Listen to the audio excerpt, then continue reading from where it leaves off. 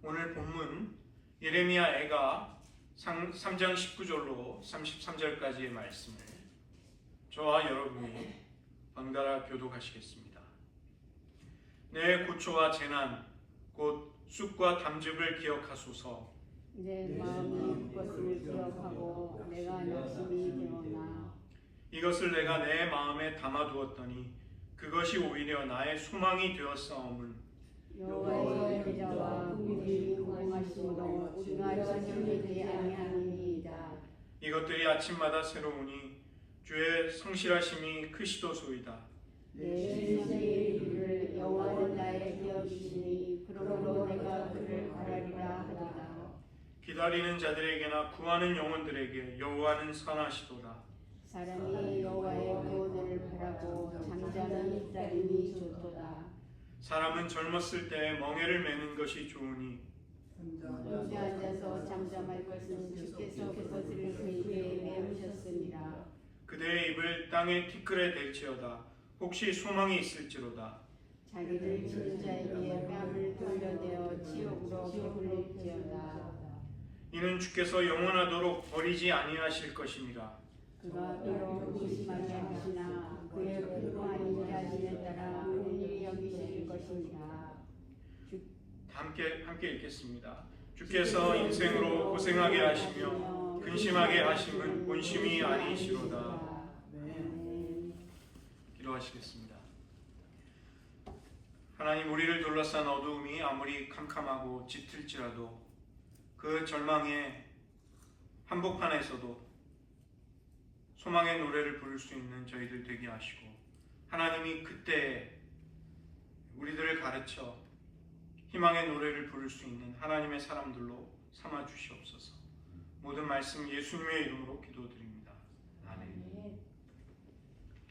오늘은 예레미야 애가 가운데 3장 전체를 살펴보도록 하겠습니다. 이 예레미야 애가가 5개의 시로 이루어진 시의 묶음, 이 문학적인 장르 자체가 모두가 다 시입니다. 그리고 평범한 시가 아닌 이합체 시라는 독특한 문학 양식이 있다고 말씀드렸습니다. 이것은 히브리어의 알파벳을 순서대로 각 구절에 첫 번째 나열하는 방식입니다. 그 때문에 시인은 정교한 구조를 짜 맞추어서 자신의 슬픔과 애통함의 감정을 극한으로 농축을 시켜서 이 시의 이합체의 시의 형식으로 담아내게 되는 것이죠. 오늘 예레미야 3장을 보실 때 주목하셔야 될, 염두에 두셔야 될 부분이 있습니다. 이것을 큰 얼개로 해서 오늘 3장 전체를 살펴보도록 하겠습니다. 이 예레미야 3장을 고백하고 있는 화자, 이 시인이 누구인가에 주목하실 필요가 있습니다. 먼저 1절부터 18절까지의 첫 번째 단락에서 시인은 한 개인으로서 고통과 여러 가지 폭력을 당하는 한 개인의 모습으로 등장을 합니다. 그 다음에 두 번째 단락으로 가면 19절이 결정적인 그 전환점이 되는 것이죠. 19절부터 21절. 이 시인은 스스로에 대해서 말하면서 하나님께 대한 소망의 근거를 발견하게 됩니다. 그리고 세 번째 단락으로 가면 39절부터 47절에서 공동체를 향해서 하나님의 성품을 제시합니다. 그리고 고난 속에서 하나님이 요구하시는 신앙의 태도가 무엇인가, 이것을 이 시 가운데 그는 알려주고 있는 것이죠. 마지막 단락 48절에서 66절에서는 이제 시인은 개인의 슬픔과 애통함이 아니라 그것을 승화시켜서 공동체의 아픔으로 그렇게 노래하고 애가를 부르고 있는 것이죠. 그리고 하나님이 역사에 개입해 주셔서 우리들을 압제하는 자들을 심판해 주시고 보응해 달라는 기도, 이제 그런 간구를 드리게 되는 것입니다. 그것을, 이런 흐름을 주목하시면서 살펴보면 좋겠습니다. 3장 1절을 보시면 여호와의 분노, 이렇게 우리 개역 개정판에는 여호와의 분노라고 번역이 되어 있지만 히브리어 성경의 원문에는 여호와라는 이름이 직접 거론이 되지 않습니다. 그의 분노, 이렇게 그의 분노라고만 되어 있는 것이죠. 이것은 이 시인이 가해자를 명확하게 밝히지 않는 것입니다. 예레미야 애가 2장, 우리가 지난주에 살펴본 2장에서는 여호와께서 그의 절기를 폐하시고 자기의 제단을 버리시고 자기의 성소를 미워하셨으며 백성들을 대적의 손에 넘기셨다, 이렇게 한탄합니다. 또 여호와가 시온의 원수가 되셨다는 가슴 아픈 노래를 시인이 하고 있는 것이죠. 그러나 오늘 3장을 살펴보시면 이 시의 첫 부분에서 하나님을 직접적인 가해자다, 압제자다 이렇게 거론하지 않고 좀 삼가하는, 하나님의 이름을 거론하는 것을 삼가하는 태도를 보이는 것이죠. 3장에서 이 시인은 고난 중에 하나님의 신실하심을 떠올리게 됩니다. 그리고 소망을 발견하게 되는 중요한 요인 중에 하나가 이제 하나님을 가해자다, 압제자다 이렇게 처음부터 너무 낙인을 찍지 않는 것입니다. 그런 하나님에 대한 표현을 삼가하는 것이죠. 분노와 절망에 휩싸이게 되면 사람은 이성과 상식이 작동하지 않게 됩니다. 내가 왜 이런 혹독하고 가혹한 인생의 쓰라림을 맛보아야만 하는가? 하나님이 왜 이런 고통과 저주를 나에게 퍼부으시고 왜 나의 인생에 말도 안 되는 이런 일들이 허락이 되는가? 이런 고통 어린 이야기를 하는 것이죠. 그런 생각이 온통 마음과 생각을 사로잡게 될 때 자기를 객관화시키는 성찰의 태도를 가지는 것이 대단히 어려워집니다. 이 북이스라엘과 남유다의 멸망은 여호와께 버림을 받고 징계를 받았기 때문입니다. 그러나 자기 언약 백성을 그토록 사랑하시는 여호와 하나님, 심지어 그 백성들의 위에 자신의 거룩한 이름을 두신 그 하나님이 왜 그토록 잔인해지실 수 있는가? 이것은 하나님께 그런 태도를 강요했던 이스라엘의 죄악 때문이 아닌가, 이런 생각을 해야 하는 것이죠. 여기 예레미야 애가 3장에 나오고 있는 이 시인, 나라고 지칭이 되는 이 시인은 25절과 35절을 보시면 게베르, 사람이라고도 나옵니다. 사람. 다시 말해서 고난을 당하는 한 개인이 누구인가? 이 질문을 할 수 있죠. 우리는 가장 먼저 예레미야를 떠올릴 수 있습니다. 그러나 그뿐만이 아니라 보통 평범한 사람일 수도 있고 신앙과 믿음의 눈으로 고난의 곤경 너머를 바라보고 있는 신앙인일 수도 있는 것입니다. 우리들도 이 시인의 마음에 공감하면서 이 시를 우리들의 영혼의 고백으로 그렇게 하나님께 드리는 것이 본문을 읽는데 좋은 방법이 될 것입니다. 이 사람의 신원을 확실하게 확인할 수 없기 때문에 우리는 잠잠히 이 시인의 목소리를 본문 속에서 들으며 함께 따라가려는 태도를 취해야 하는 것이죠. 먼저는 그가 하나님의 손에서 극심한 고난을 겪었지만 그러한 고통의 가장 밑바닥에서조차 소망의 원천이 여전히 하나님이시다. 그는 그것을 암시합니다. 38절을 보시면 화와 복이 지존자의 입으로부터 나오지 아니하겠느냐. 우리가 화가 하나님의 명령으로 왔다면 우리의 회복도 하나님의 입술에서 나오는 그분의 말씀으로 인해 우리에게 오겠구나. 이것을 시인은 붙드는 것입니다. 그는 더 나아가서 자기 자신의 고통만이 아니라 고통받는 공동체와 자기 자신을 연결시키는 것이죠. 연대를 하는 것입니다. 그들의 아픔은 그들만의 아픔이 아니라 나의 아픔도 되는 그런 것이죠. 하나님만이 주실 수 있는 우리 공동체에 구원이 임하기를 간절히 호소하는 기도의 사람으로 그는 변모되는 것입니다. 이런 과정을 하나하나 살펴보도록 하겠습니다. 먼저 3장 2절을 보시면 시인은 하나님이 나를 이끌어 어둠 속을 걸어가게 하신다. 나를 빛 가운데, 광명한 가운데 행하지 못하게 하신다. 이런 고백을 합니다. 3장 4절에서 살과 가죽과 뼈를 언급하는데 이것은 하나님이 인간을 지으신 전체를 말하는 것이죠. 즉 나의 모든 곳에, 나의 육체에 성한 곳이 하나도 없고 나의 육체의 모든 곳에 고통이 임하는구나, 이 탄식을 하는 것입니다. 3장 7절, 하나님이 나를 둘러싸시는, 애워싸시는 고통스러운 경험. 3장 9절에서는 내가 갈 길을 막으시고 기껏 간다 할지라도 그 길이 굽은 길, 어그러진 길, 잘못된 길이 되도록 만드신다는 것이죠.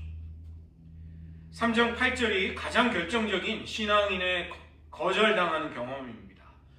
그는 부르짖어 도움을 요청하지만 기도를 외면하시는 하나님을 만나게 됩니다.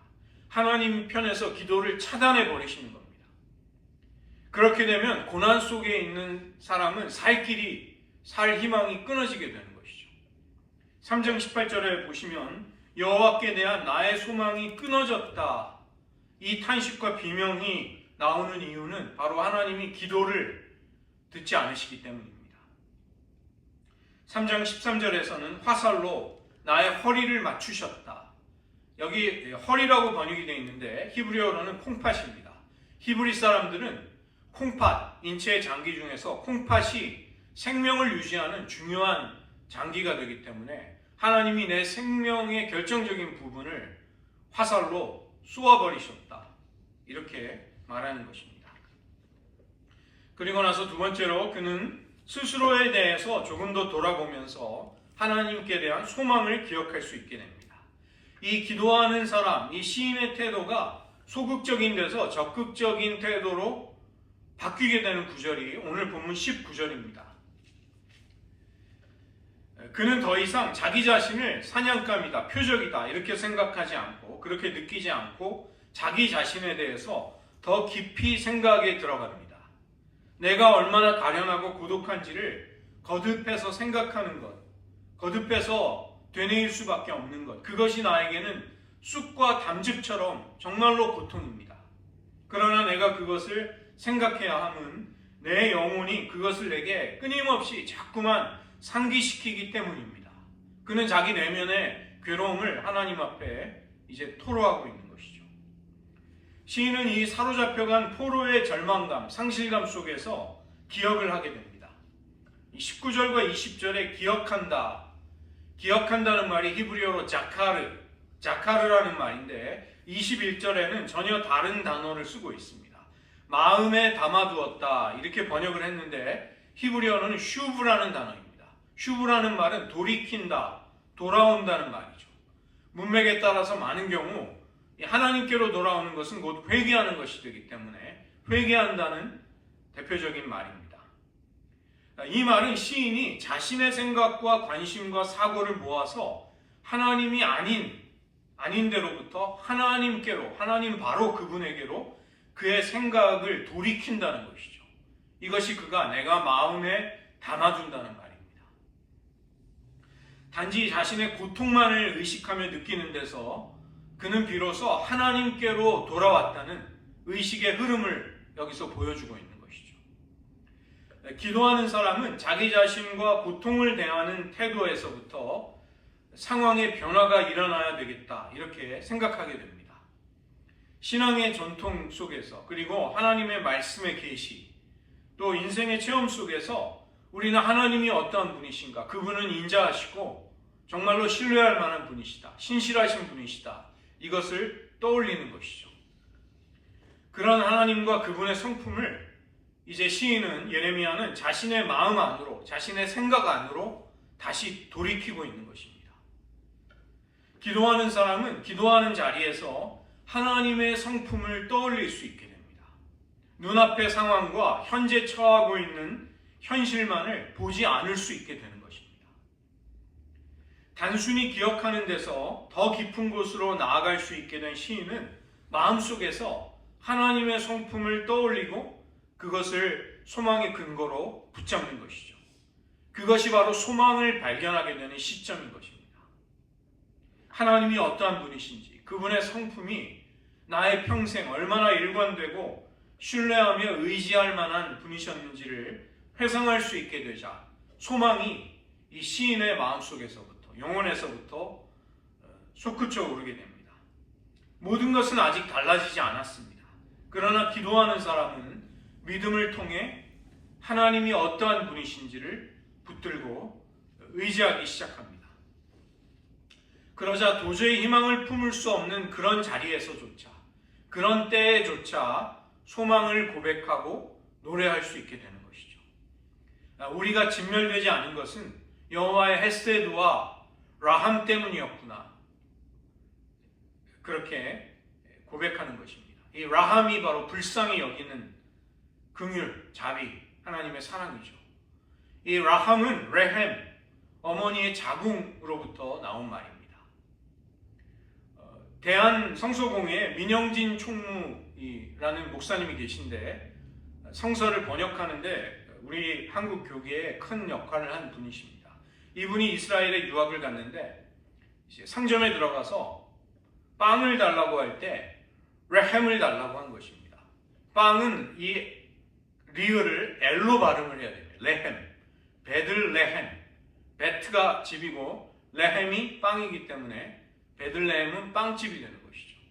근데 빵을 달라고 해야 되는데 레햄, 그걸 R로 발음하니까 그 상점 주인이 깜짝 놀라서 상점에 들어와서 자궁을 달라고 하는 희한한 동양인이, 유학생이 그렇게 말하니까 놀라서 기절초풍을 했다고 합니다. 여기 하나님이 그 라함, 어머니의 자궁에 태아를 품는 것과 같은 그 사랑으로 우리를 품고 계시기 때문에 진멸되지 않은 것이죠. 그 다음에 주의 성실하심, 에무트, 신실하며 의지하고 신뢰할 만한 하나님의 한결같으심, 이것이 아침마다 새롭게 느껴지는 것입니다. 네 번째로 시인은 고난받는 공동체 속에서 하나님의 성품과 그것에 어떻게 신앙적인 응답을 해야 되는가, 고난 속에서 하나님께 취할 합당한 믿음의 태도가 무엇인지를 이제 제시하고 있는 것이죠. 3장 24절을 보시면 레위 지파에게는 땅이 분배되지 않았습니다. 여호와 하나님이 바로 레위 지파의 기업과 분깃이 되셨던 것이죠. 그들의 몫은 땅이 아니었습니다. 나다. 너희들의 기업은 바로 나 자신이다. 여호와다. 이렇게 말씀하셨죠. 이것이 바로 고난 속에서 하나님 그분을 소망으로 삼는 사람들이 가지는 마음입니다. 하나님이 주시는 도움과 구원도 물론 소중하지만 가장 크게 하나님 그분이 다가오는 것입니다. 하나님 한 분만으로, 그분이 계시다는 것만으로 소망을 품게 되는 것이죠. 나를 어떻게 도와주실 것인가? 나를 이 위기로부터 어떻게 건져내 주실 것인가? 이것은 그 다음이 되는 것입니다. 하나님이 나를 여전히 사랑하시고 바로 그분이 내 삶에 계시는구나. 매일 매순간 하나님은 이런 은혜를 우리에게 알려주시고 경험시켜 주십니다. 그래서 3장 27절을 보시면 그때 고난 속에서 멍에를 매는 것이죠. 하나님의 징계와 처벌을 달게 받아들이는 태도입니다. 근시안적으로 불평을 하는 대신에 하나님의 신실하심을 바라보는 것이죠. 그러면서 멍에를 지는 것입니다. 억울하고 가혹한 태도로 나에게 남들이 대해도 침묵할 수 있는 것은 내가 하나님의 멍에를 지고 있으면 하나님이 그 멍에를 벗겨주실 것이다. 이 소망을 가지고 그렇게 하는 것이죠. 이렇게 여호와의 구원을 바라며 기다리는 것은 운명론, 숙명론, 패배주의와는 다른 것입니다. 마치 어떤 경우에는 겉으로 보기에 이런 것들이 구별이 안 될 정도로 비슷해 보일 수도 있습니다. 그러나 하나님의 구원을 바라며 기다리는 것은 굉장히 역동적이고 살아 움직이는 믿음의 태도입니다. 하나님께 내 영혼 전체를 맡겨드리고 알 수 없는 내 미래를 하나님의 권능의 손에 의탁하는 담대한 자세인 것이죠. 하나님은 잔인하게 사람들이 억눌리거나 짓밟히거나 고통을 당하는 것을 원치 아니하십니다. 불의한 재판으로 억울한 일을 당하는 것을 하나님은 결코 기뻐하지 않으신다고 말씀하시죠. 그렇다면 그런 의로우신 하나님이 우리를 잠시 징계할 때 그것은 그분의 공의로움 때문이구나. 이것을 우리는 알 수 있는 것입니다. 우리를 낮추시더라도 영원히 낮추시지 않고 잠시 동안 그렇게 하실 것이다. 그분의 공의와 사랑이 우리를 영원히 버리시지 않기 때문이다. 시인은 그것을 하나님의 백성들의 공동체에게, 동료들에게 말하고 있는 것입니다. 그렇다면 고난 속에서 우리가 취해야 할 신앙의 태도는 여호와의 멍에를 메고 혼자 앉아서 잠잠히 있는 것입니다.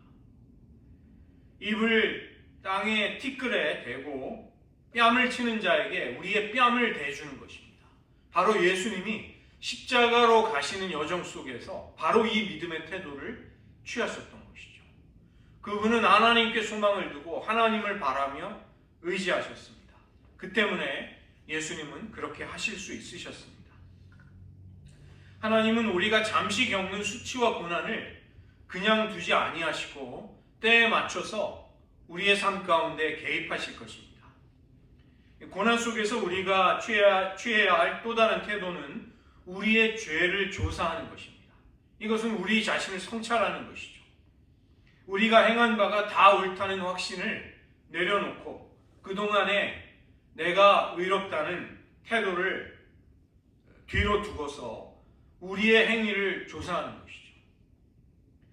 또 손만을 들지 말고 우리의 마음을 들어서 하늘의 하나님께 기도할 것을 예레미야는 당부하는 것입니다. 이때에도 어려움이 있습니다. 43절과 44절을 보시면 하나님이 마치 진노로 자신을 가리고 계시는 것처럼 느껴지기도 합니다. 44절, 구름으로 가리셔서 기도가 상달되지 못하는 것처럼 느껴질 수도 있는 것이죠. 그러나 그럴지라도 우리는 하나님의 신실하심을 바라며 기도할 수 있는 것입니다. 하나님이 화를 내리셨다면 복도 그분이 내리실 수 있으십니다. 징계를 그분이 명령하셨다면 우리의 회복과 기쁨이 우리에게 되찾아질 수 있는 것도 하나님의 명령 한 번이면 가능한 것입니다. 39절을 보시면 살아있는 사람이 무엇을 원망하랴. 아직 살아있는 사람이 불평을 하지 말아야 할 것은 본디 사람은 다 자기의 죄 때문에 죽어 마땅하기 때문입니다. 그런 우리가 아직 살아있다는 것은 하나님의 긍휼과 자비 때문인 것이죠. 이것을 고난 중에 믿음의 태도로 가지라고 당부하는 것입니다. 마지막 단락에서 시인의 이 개인적인 슬픔과 애통함은 개인만이 아니라 이제 공동체의 슬픔으로 승화가 되는 것이죠. 하나님이 역사에 개입하셔서 우리들을 압제자의 손으로부터 건져주시기를 그는 간구하게 되는 것입니다. 이 48절을 보시면 딸 내 백성의 파멸 때문에 지금 여기서는 시인이 자신이 겪는 고통보다도 딸 내 백성, 즉 공동체, 자기 민족과 나라의 아픔 때문에 눈물이 시내처럼 멈추지 않고 흘러내리게 됩니다. 단지 내 개인의 고난과 죄 때문이 아니라 공동체의 죄악, 우리 민족이 행한 악행, 교회가 겪고 있는 타락과 아픔 때문에 선지자의 눈은 쉬지 못하며 눈물을 흘리고 있는 것이죠. 지금 한국의 상황이 바로 그런 것입니다. 우리가 우리 개인의 문제 때문에도 물론 기도해야 하지만 우리는 하나님이 우리를 긍휼히 여겨주시기를 간절히 기도해야 할 때인 것이죠. 이 55절부터 58절을 보시면 이 시인에게 예언자에게는 개인적인 기도 응답의 체험이 있었습니다. 하나님이 내 부르짖음을 들어주셨다는 그는 간증을 하고 있는 것이죠. 심히 깊은 구덩이에서 깊은 고난의 한복판에서 주님의 이름을 부를 때 주님은 가까이 오셔서 두려워하지 말라고 그에게 말씀해 주십니다. 그러자 시인은 내 심령의 원통함을 풀어주셨고 내 생명을 속량해 주시는 하나님을 나는 만나 뵈었다. 이렇게 고백하는 것입니다. 그래서 오늘 본문의 52절부터는 더 이상 그는 하나님께 핍박을 받는 사람이 아닌 것이죠. 자신의 고통을 하나님께 적극적으로 설명해 드리면서 하나님의 공감을 얻고 싶어하는 사람이 되는 것입니다. 내가 하나님께 단지 고통을 당한다, 얻어맞고 있다, 나는 아프다, 이것만을 느끼는 사람이 아니라는 것입니다. 새를 사냥하듯 이유 없이 나를 죽이려는 자들의 악함을 하나님께서 다 보셨나이다. 나를 모해하려는 자들에게서 나오는 악한 말들을 주님도 들으셨습니다. 나를 조롱하는 원수들의 노랫소리가 주님의 귀에도 들리고 있지 않으십니까? 그러니 그들이 행한 대로 보응해 주십시오. 그들에게 거만한 마음을 주십시오. 거만한 마음을 가지게 되면 하나님이 겸손한 자에게 주시는 은혜를 받지 못하게 되는 것이죠. 그래서 그들에게 거만한 마음을 주셔서 그들에게 저주를 내려달라고 기도하는 것입니다. 이 기도자가 지금 여기에서 시인이 자신의 원수를 갚는 것을 하나님께 맡겨드리고 있는 것이죠. 그러나 그는 자기 스스로 원한을 갚으려는 행동은 하지 않고 있습니다. 이 성경 가운데 욥기가 있다는 것은 참 우리에게 신비스럽고 큰 위로를 주게 됩니다. 이 욥기, 우리 인생이 당하는 그 고난과 아픔이 크기 때문에 하나님은 굉장한 분량의 이 소중한 영감 어린 책을 구약 성서에 주신 것입니다. 욥이 고난을 당하게 되자 그의 세 친구가 찾아옵니다. 대만 사람 엘리바스, 수아 사람 빌닷, 나아마 사람 소발. 그리고 나서 나중에 네 번째 친구가 찾아오는데 그는 가장 나이가 어린 젊은 사람이었던 엘리후가 등장하게 됩니다. 이 엘리후는 고난을 바라보고 해석하는 안목이 먼저 왔던 세 친구와는 달랐습니다. 왜 고통을 부정적으로만 보는가? 고통 속에는 하나님의 놀라운 은혜가 있다. 엘리후는 욥에게 그것을 이야기해 줍니다. 인간이 깊은 절망 중에도 하나님께 소망을 품고 노래하는 것이 가능하다. 엘리후는 가능하다고 말하는 것입니다. 욥기 35장 9절부터 11절입니다. 저희들 함께 한번 같이 읽어볼까요? 사람은 학대가 많음으로 부르짖으며 군주들의 힘에 눌려 소리치나 나를 지으신 하나님은 어디 계시냐고 하며 밤에 노래를 주시는 자가 어디 계시냐고 말하는 자가 없구나. 땅의 짐승들보다도 우리를 더욱 가르치시고 하늘의 새들보다도 우리를 더욱 지혜롭게 하시는 이가 어디 계시냐고 말하는 이도 없구나. 엘리후가 욥에게 했던 말입니다. 하나님은 인생의 밤에 우리에게 노래를 주십니다. 고통과 절망의 한밤중에 노래할 수 있도록 우리의 입을 열어주시는 것입니다. 이것은 대낮에 부르던 노래, 이것과는 다른 노래이죠. 하나님이 대낮에는 가르쳐 주시지 않던 노래를 가르쳐 주시고 값비싼 지혜를 그때 알려주는 것입니다. 낮에 정신없이 밖에서 뛰놀던 아이는 밤이 되면 어둑어둑해지면 부모를 찾습니다. 인생의 밤이 찾아오면 그것은 우리를 겸허하게 만드는 것이죠. 그때 우리는 나를 창조하신 창조주 하나님을 찾게 됩니다. 고통 때문에 고난 속에서 절망의 한밤중에 하나님이 주시는 이 노래는 우리가 성공하고 형통하다면 젊고 아름답고 사랑스러운 시절에는 부르지 못했을 노래입니다. 풍족하고 걱정도 없고 자신만만할 때 이 밤중에 주시는 하나님의 노래를 우리는 부를 수 없는 것입니다. 하박국 선지자는 이제 곧 바벨론이 모든 것을 쓸어가 버릴 그 뻔한 상황 속에서도 하나님으로 인해 즐거워하고 하나님의 구원을 인해 기뻐한다고 고백하고 있는 것이죠. 전쟁이 일어나고 모든 것을 빼앗겨 굶주리고 가진 것이 사라진다 할지라도 하나님이 나의 기쁨이시고 나의 사랑이십니다. 나의 힘이십니다. 하나님이 나의 구원이십니다.